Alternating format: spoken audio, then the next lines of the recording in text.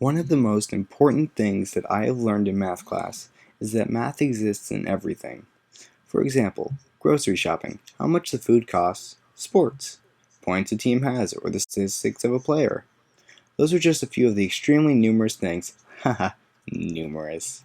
Math. Ha. Extremely numerous things that math is a part of in our everyday lives. Video games are no exception. Today, we'll be talking about the math in video games, or more specifically, Pokemon. Have you ever wondered how the game decides how much damage you do in an attack? Or how much experience you gain from each battle? Or the chances of catching a specific Pokemon in battle? All of these things are decided by mathematical formulas. The game just plugs the numbers into the formula and comes out with the answer. We shall now do the same as I demonstrate to you the amazing math that can be found in Pokemon battles. There are two types of battles in Pokemon. The first is when you enter a Pokemon battle with another trainer. You both choose a Pokemon and each tells their Pokemon which move to use in the hopes of having the other's trainer Pokemon faint first.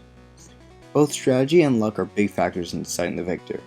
The second type of battle occurs when you're strolling through the tall grass and a wild Pokemon appears and challenges you to a battle. Before we do anything else, we need to go over Pokemon statistics, or stats for short. Stats are used to measure how well a Pokemon can do certain things. For example, how well they can attack, or how quickly they can move, or how well they can defend an attack. Once we fully understand stats, we can apply the knowledge to the formulas to determine the damage. There are many different stats, including physical attacks and special attacks, defense and special defense, turn order, evasion, and health points. The attacks, or moves, have their own attack power and are split up into two categories, physical moves and special moves. The same two categories are also used for the different attacking and defending stats. The physical attack stats measure how much damage you can do with a physical attack, and the special attack stat measures how much you can do with a special attack. Physical defense is how much damage you can take from a physical attack, while special defense is how well you can defend against a special attack. The evasion stat measures the chance of your Pokemon dodging an attack. The accuracy stat measures the chances of the Pokemon's attack making contact with the other Pokemon. Finally, the speed stat is used to measure how quickly your Pokemon attacks, also known as turn order, and whether you can flee from a wild Pokemon battle. The Pokemon with the higher speed moves first, and if your speed is high enough compared to the wild Pokemon that you are battling, it decides whether you can run away from the battle, if you try to. First, we are going to find out how much damage your Pokemon's attack will actually do to its opponent. The formula for damage is as follows. Damage equals 2 times the level over 5 plus 2 times the attack stat times the attack power over the defense stat over 50 plus 2 times the stab times the weakness resistance times a random number over 100. Wow, that is a lot to take in. So let's break it down and see what each variable means. Damage is the damage done by the attack, which is the number we're trying to find, or the X in this scenario. Level is your Pokemon's current level. Attack refers to the statistic of either the regular attack or the special attack that you're using. Attack power is the attack stat of the specific move that you're using. Defense stat is your opponent's defense or special defense depending on whether you're using an attack or a special attack. Stab is the acronym for the same type attack bonus. Just as each Pokemon has a type, each attack also has a type. So if the type of the attack is the same as your Pokemon's type, then it has a damage modifier of 1.5. If the attack is not the same type as your Pokemon, then the bonus is just 1, so there isn't any. Weakness or resistance depends on whether your move was super effective, or not effective. This variable can be 0.25, 0.5, 1, 2, or 4, depending on how effective your attack was. Random number is just a random number between 85 and 100. Now, let's try an example. Our Cyndaquil over here is about to use the move Tackle on that Caterpie over there. Let's plug in our own numbers and see how well he will do. So, the first variable is damage, which is what we're trying to find. The level is 9 of the Cyndaquil. The attack stat is 15, The attack power of the move Tackle is 35. Caterpie's defense stat is 7. Let's see. Over 50. Plus 2. There is no stab, so it's times 1. There's really no weakness or resistance, so it's times 1 again. I have a random number generator here. 87. Over 100.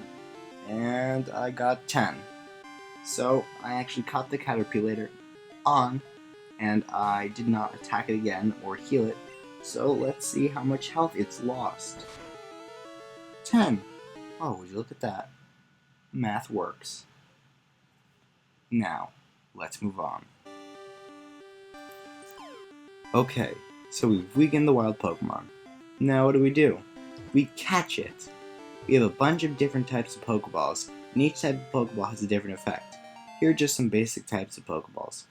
The regular basic Pokeball has a times 1 modifier. The Great Ball has a times 1.5 modifier. The Ultra Ball has the times 2 modifier.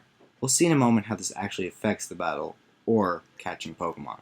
Since the game that I'm using is Pokemon Crystal, which is from Generation 2, we'll be using the Generation 2 catch rate. So, the formula is A equals 3 multiplied by HP max minus 2 multiplied by HP current multiplied by rate multiplied by bonus ball divided by 3 multiplied by HP max plus bonus status. That's also a lot. Man, these formulas are just so much. Let's see what this one means. From the top, A is what we're trying to find, the catch rate of the Pokemon, the X. HP max is the number of hit points that the Pokemon has at full health. HP current is the current number of hit points the Pokemon has. Rate is the catch rate of the Pokemon. Each Pokemon has their own catch rate of a number between 1 and 255. The bonus ball is the multiplier for the Pokemon used. 1 for a normal Pokeball, 1.5 for Great Ball, 2 for Ultra Ball. This is what we went over earlier. Bonus status is the multiplier for any status alignment that a Pokemon has. Status alignments are different effects that could be put on the enemy Pokemon to inhibit them in some way, shape, or form. Having a status alignment put on a Pokemon that we are trying to catch makes the wild Pokemon easier to catch.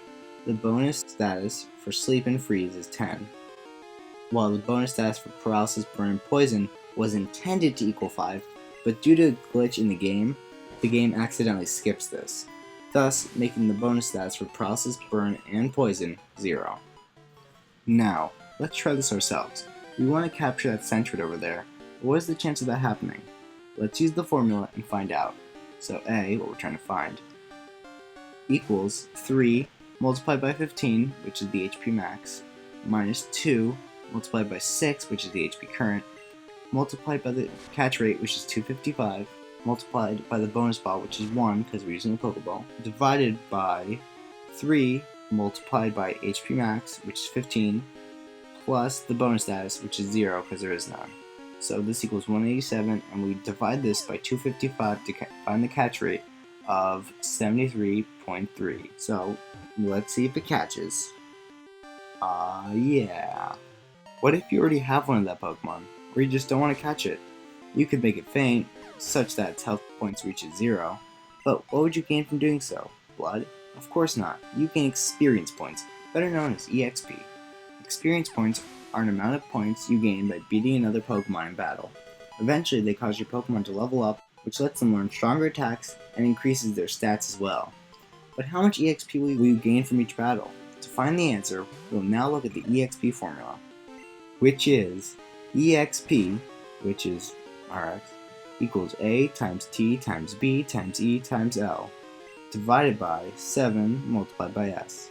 Now let's define all this. As I just said, EXP is the X, which is the number of experience points that you'll get after defeating a Pokemon in battle. A is equal to 1 if the fainted Pokemon is wild, or 1.5 if it's owned by a trainer. T is equal to 1 if the winning Pokemon was originally caught by you, or 1.5 if the Pokemon was traded to you by another trainer. B is equal to the experience yield of the fainted Pokemon species. There's a list of experience yields for each Pokemon species that you can find on the internet. E is equal to 1.5 if the winning Pokemon is holding a lucky egg, which is an item that a trainer could acquire, and it will let the Pokemon gain more EXP for battle. L is the level of the fainted Pokemon, and S is the number of Pokemon that participate in the battle and have not fainted. If a Pokemon who is not fighting in your party is holding an EXP share, which is an item that allows a Pokemon who has not participated in the battle to nonetheless gain EXP, then S will be equal to 2 for that Pokemon. And for the rest of the Pokemon who participated in the battle, S is equal to twice the number of Pokemon who participated in battle. If more than one Pokemon is holding an EXP share, then S will be equal to twice the number of Pokemon holding an EXP share. For example, if 2 Pokemon are holding an EXP share, then S will be 4.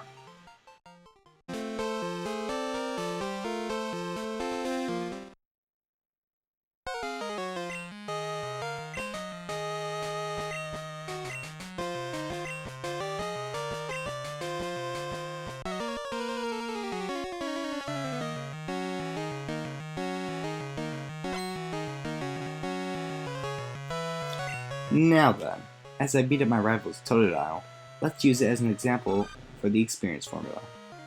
So, A is 1.5 because the fainted Pokemon is being used by a trainer. T is 1 because I caught the Pokemon. If it was traded to me, it would be 1.5. So they encourage trading to help Pokemon level up faster. Each Pokemon has its own base experience points. Totodile's, for example, is 66, so in this case B equals 66. E is 1 because my Pokemon was not holding anything that would help it gain additional experience points. L is the fainted or soon-to-be fainted Pokemon's level, which is 5, over 7 multiplied by S, which is the number of Pokemon in battle. I've only used 1, so it's 7 multiplied by 1, which equals 70 experience points. Now, let's compare it. Alright, we can now see that this formula works also. I know lots of kids believe that there's no point in learning algebra, that they won't use it much in real life. But I think that I've just proven that they are wrong. These formulas can help players determine in advance what their chances are of catching a wild Pokemon or winning a trainer battle, or wild battle. Most people don't realize how much math there is in video games, and how often math has to be used in designing video games. Maybe if kids realized all the different types of math that are used in video games, they would be more interested in learning math. So thank you for watching. I hope you enjoyed it, and I hope you have a nice day.